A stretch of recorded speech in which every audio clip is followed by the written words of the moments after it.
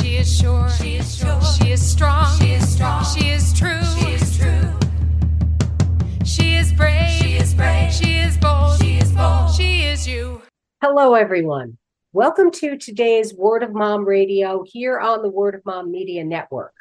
I'm your host, Dori DeCarlo, and you know we are here week after week, show after show, breaking those myths that mompreneurs and businesswomen, especially those of us building our businesses from home, that we're just dabbling in between bake sales and getting our nails done. We're not.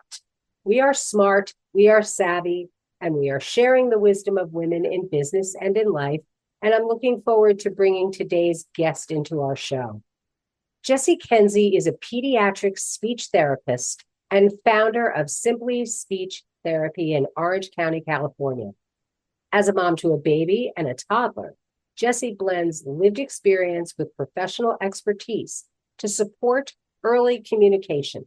She provides both speech therapy and parent coaching, helping families feel confident using baby signs, boosting toddler language, and reducing frustration before speech delays or tantrums arise. Her approach is all about making communication support simple, practical, and part of everyday routines. And I can share more about what Jessie does, but I'd much rather bring her into the show. So Jessie, welcome to Word of Mom Radio. Hi, thank you so much for having me. I can't wait. Oh, it's my pleasure. And I would love for you to take us on your journey that led you to start Simply Speech Therapy and how being a mom has really shaped that work. Yeah, absolutely. My journey, goodness. I actually was a high school English teacher. I decided to go back to school and get my master's, and I really stuck in the schools for a long time. I was at a middle school as a speech language pathologist, and I enjoyed that experience a lot. But when my first son was born, I realized that that just was not the best fit for me anymore. I had always wanted to start my own business, and that was kind of the push that I needed. So I literally, on my maternity leave with my little baby boy at home, I started Simply Speech Therapy. So he would nap and I would work, and it was definitely chaotic, but it was also really beautiful. And he was so motivating, right? Because I knew I was building something, because I wanted the flexibility to be able to work part-time, to be able to, work in the moments as a mom that we have, as little as they might be. And so I really just started my business super small, and now we've grown, which is amazing. So now Simply Speech Therapy in Orange County, we are a 4-person team, which is beautiful. And then I also coach parents of babies and toddlers, late talkers, those little ones that their parents are starting to worry. I really help give them support before they even potentially need speech services. So it's been a journey. It's been very fast and chaotic. And I have, like I said, I have a baby and I have an almost 3-year-old.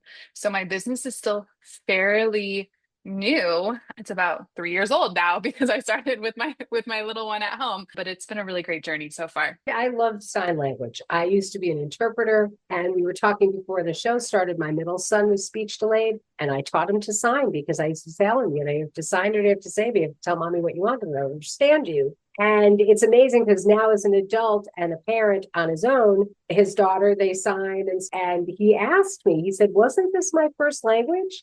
And I said, it was. I said, and you'll see how fast it'll come back to you, just because baby signs are great. So how did you get started with baby signing? Did you start it with your children first and then start integrating it into your practice?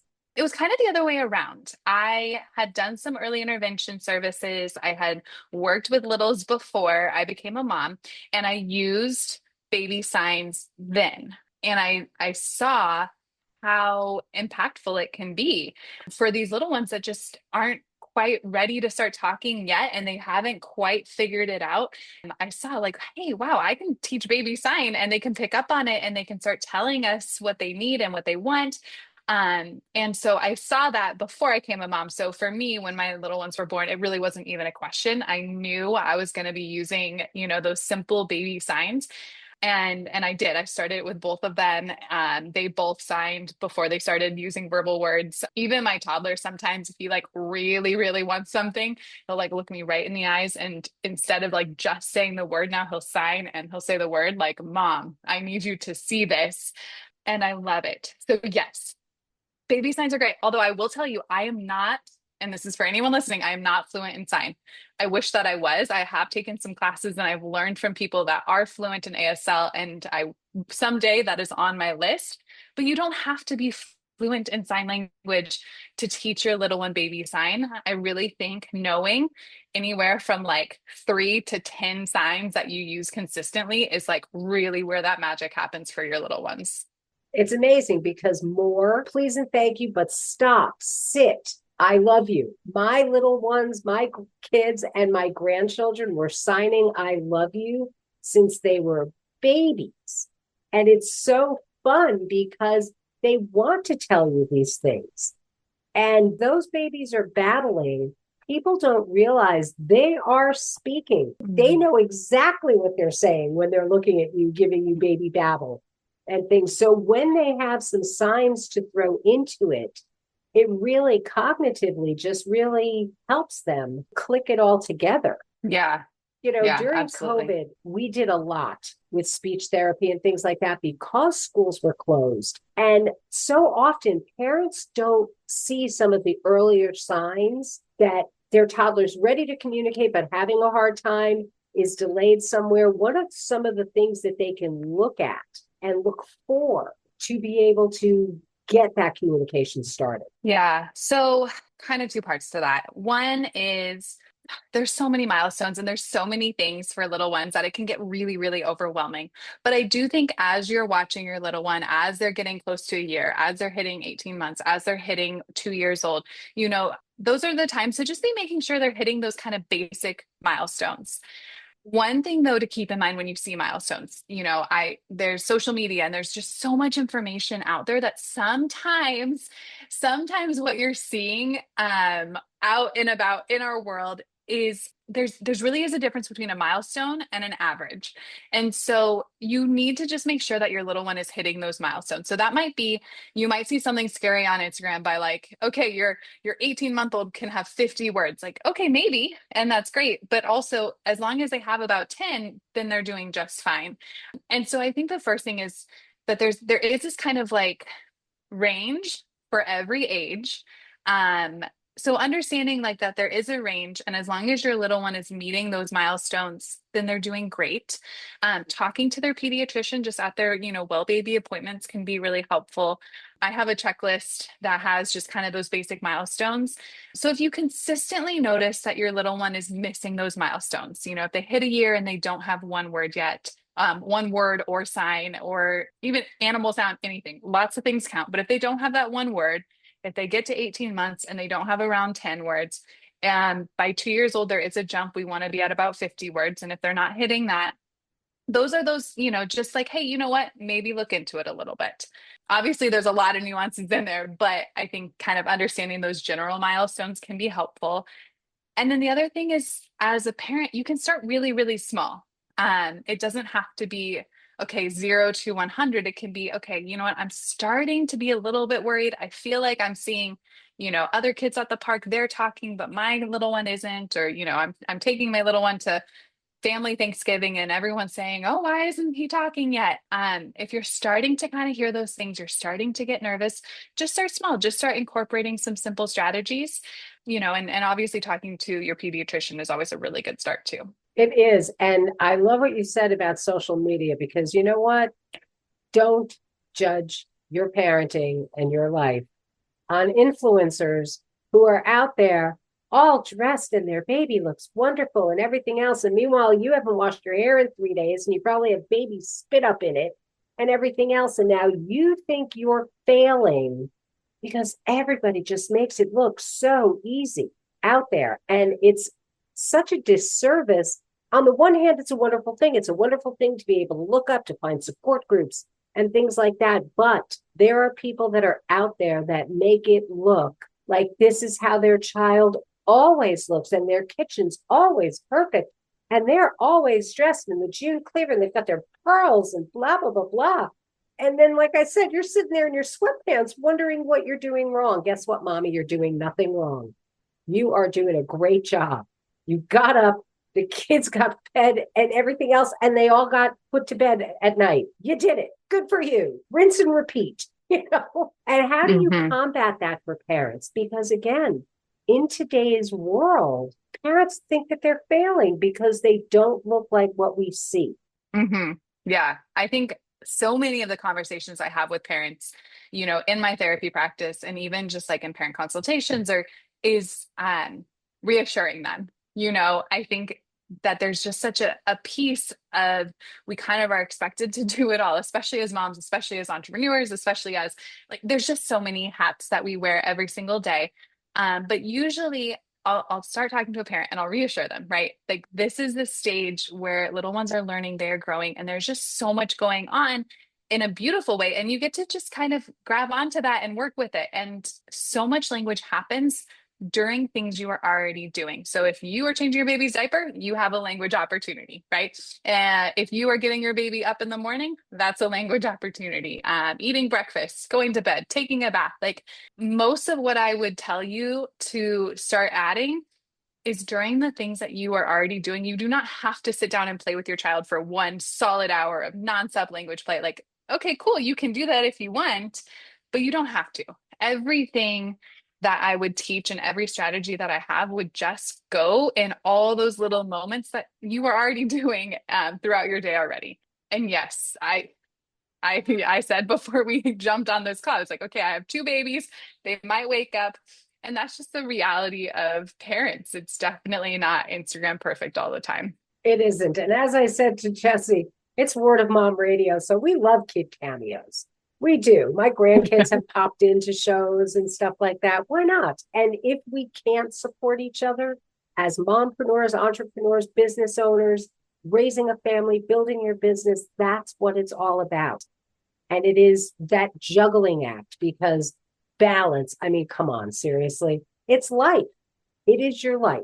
Raising a family, building a business and everything else. And we keep all the balls in the air because we're good. And sometimes the balls might fall, but we still find a way to pick them up. So what are some of the earliest signs parents can look for that their baby or their toddler is actually ready to start communicating? Yeah. So I think the biggest things that really are like those first indicators is that they are starting to imitate what you're doing. And that doesn't have to look, you say ball, they say ball, right? That's great. But really those signs come so much earlier than that. So my baby, he's not 1 yet. And him and my toddler like to talk together. I would put talk in air quotes, but my toddler will like scream because he thinks it's funny. He'll scream and then my baby will scream and then he'll scream and then my baby will scream and they will go back and forth and back and forth. And that shows me, oh, he's catching on. He's getting ready to start talking because 1, the baby is imitating what my toddler is doing, right? And if they're imitating what another sibling is doing or what you're doing, even if it's like you scream and they scream, or like you say baba, they say baba, even if it's not real words, that's showing me that they're getting ready. And that turn taking is so important too. So again, like if you notice, hey, my baby does something and I copy because it's cute, and then they copy it back and then I copy it back. Like those are those signs that tell me, you know what, they might not be talking yet, but they're getting ready to talk. And I would say the same thing works really well. I know we talked about baby sign, but the same thing is true for gestures. So if you notice your baby is starting to wave, starting to point, maybe it's with their whole hand or point with a finger.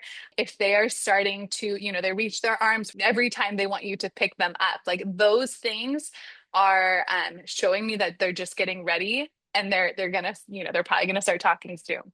On that note, think of what Jessie said about the signs that our kids show us. We're going to take a quick break, say thank you to our supporters, and we'll be back here in just a moment on Word of Mom Radio. She is brave. She is bold. She is you. And we want to tell your story. Are you ready to share your journey with us on Word of Mom Radio? Go to wordofmomradio.com and register as a guest. We want to tell your story because when you win, we all win. In 2017, Unsilenced Voices was formed to help survivors of domestic abuse and gender-based violence worldwide. The organization currently serves Sierra Leone, Rwanda, Ghana, and the USA. In 2022, Unsilenced Voices gifted over $33,000 to survivors in the USA, and in Sierra Leone, there are over 26 young girls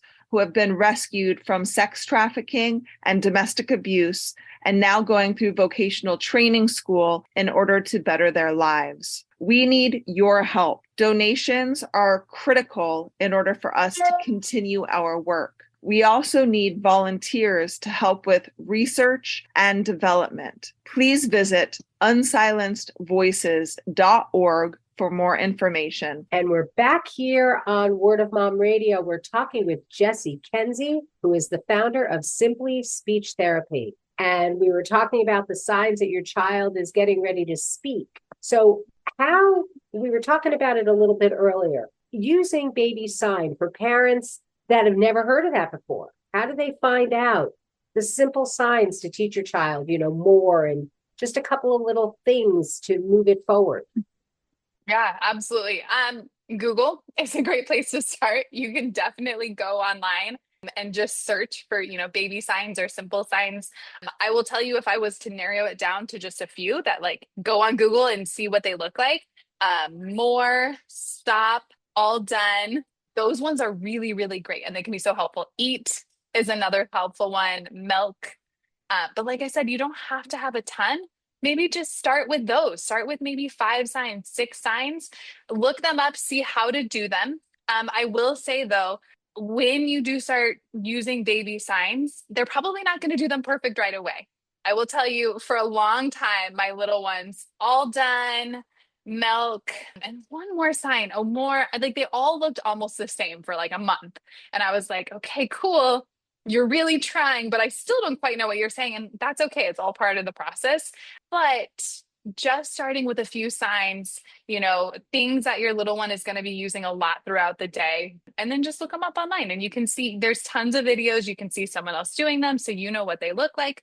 And you can just start using, just incorporate 1 or 2 throughout your day and then add another when you feel ready. It's actually kind of fun. And amazingly, when you are out somewhere and your child's a little farther away from you, and you have those couple of signs to tell them to stop or sit down, or they're, all done, it's amazing how it translates. So I'm going to flip the switch.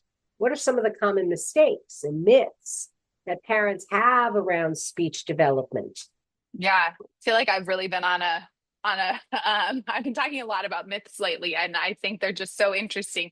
The first one, because we did talk a lot about baby signs earlier, is that baby signs will hinder language or hinder verbal, talking verbal language.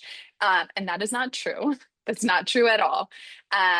Language or signs, I see it as a bridge, right? You're teaching them to use signs before they're ready to verbally communicate, because our little ones usually get those motor skills first.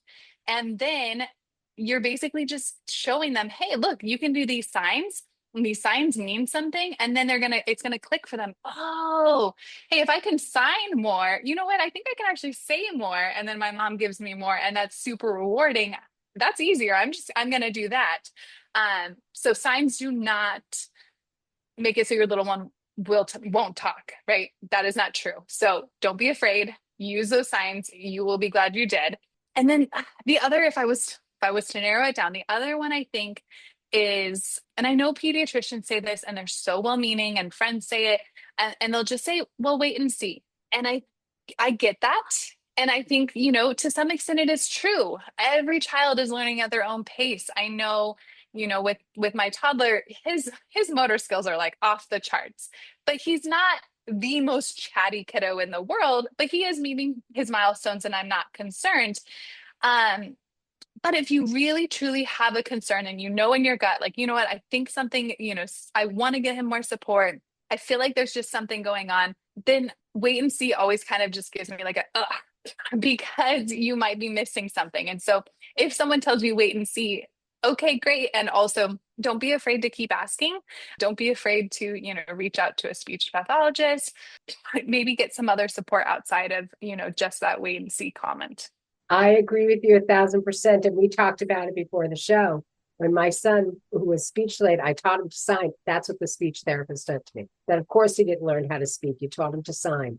And I literally said to her, "Did you get your degree in a Cracker Jack box?" I did, because I just couldn't believe that a speech pathologist would actually perpetuate that kind of a myth.